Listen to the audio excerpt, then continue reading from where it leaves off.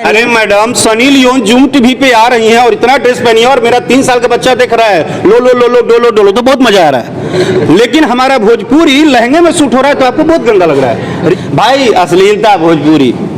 अरे भाई, इस भोजपुरी में लंदन में भी गाने शूट हो रहे हैं, लंदन में अवार्ड हो रहे हैं, ये सब आप देखते ही नहीं है क्योंकि आपको पता नहीं है कि भोजपुरी कहाँ तक पहुँच गई। आपके घर में भी महिलाएं होंगी, एकदम है, बहनें होंगी, हाँ, एकदम है। बेटियां होंगी। हाँ। जब वो किसी शादी में जाती हैं या वो रोड पे चलती हैं तो वो गाने जो उनके कानों पर पड़ते हैं, रोड आके आपसे देखिए, शिकायत करती हैं या नहीं? मेरी लेकिन वहाँ की चमेली शादी में बज रही है तो बहुत मजा। ये तो कैटरीना कैफ की चमेली, हाँ हाँ हाँ, बहुत मजा आएगा।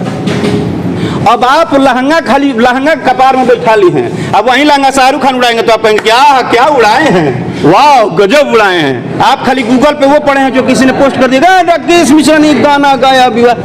हाँ, विवाद में इसलिए रहता हूँ स्ट्रेट फॉरवर्ड।